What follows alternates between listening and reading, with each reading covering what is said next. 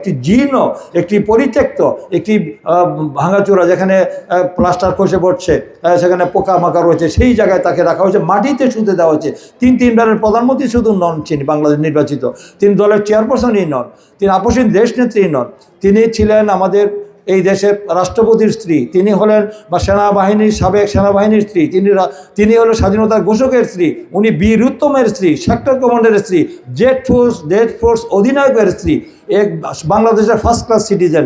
এই যে একজন নারীকে, একজন বয়োবৃদ্ধ একজন নারীকে এইভাবে মানে স্লো পয়জনিং করে হত্যা করার জন্য তাকে মাটিতে শুতে দেওয়া হয়েছে। বহু কষ্ট করে এই যে ফাতেমাকে সেখানে মানে মানবিক কারণে বহু চেষ্টা করে তাকে সেখানে তার পরিচর্যা করে জন্য সেখানে রাখা দেওয়া হয়েছিল।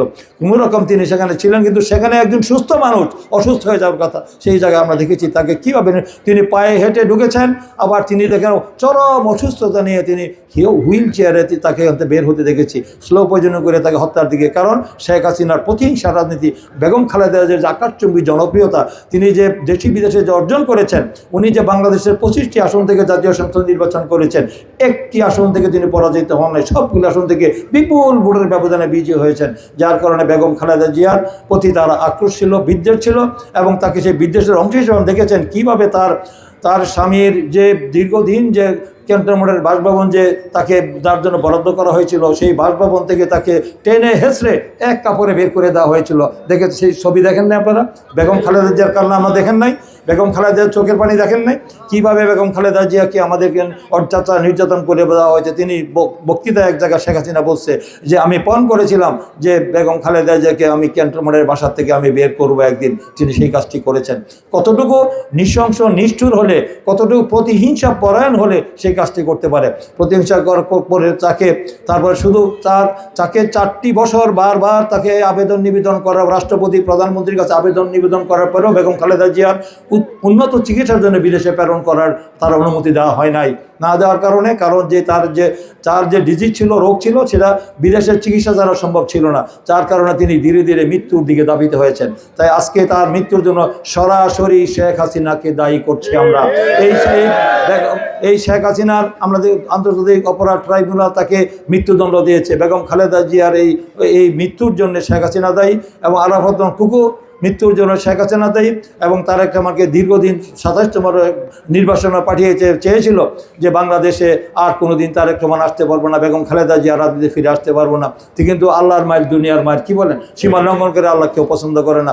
আমাদের কোরআন শরীফে রয়েছে যে আমাদের যে ধৈর্যধারী সাথে আল্লাহ আছেন, এবং যার বলছেন পাপে নাকি বাপেও ছাড়ে না।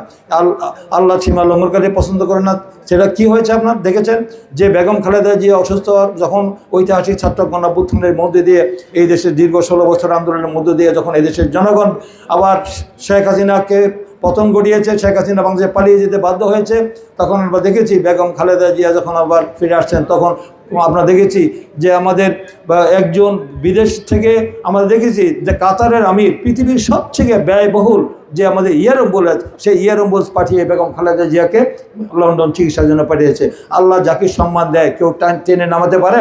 আল্লাহ যাকে সম্মান দেয় উঠাতে চায় কেউ নামাতে পারে? দেখেন যে বেগম খালেদা জিয়াকে সর্বজনীন করে হত্যা করতে চেয়েছিল, তাকে চিকিৎসার জন্য বিদেশে নিয়ে গেছে একজন বিদেশে কাতারের আমিরের পার্সোনাল এয়ার অ্যাম্বুলেন্স দিয়ে তাকে বিদেশে নেওয়া হয়েছে চিকিৎসার জন্য। তিনি সেখানে চিকিৎসা করে তিনি আবার ফিরে আসছেন, তিনি থাকেন না, থাকতে বলা হয়েছিল চিকিৎসার জন্য।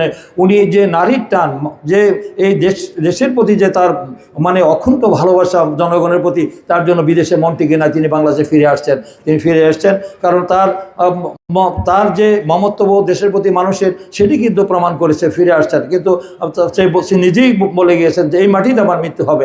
তো বেগম খালেদা জিয়া কিন্তু নীতির প্রশ্নে আপোষ করেন নাই, করেছে কোনোদিন? নীতির প্রশ্নে আপোষ করেন নাই, অন্যায়ের কাছে মাথা নত করেন নাই। তিনি ইচ্ছা করলে অনেক ভোগ বিলাস আরাম আয়েশ করতে পারতেন, কিন্তু সেটা যে এই দেশের জনগণ জন্য, দেশের জন্য, গণতন্ত্রের জন্য, স্বাধীনতা সার্বভৌমত্ব রক্ষার জন্য তিনি আমৃত্যু লড়াই করে গিয়েছেন।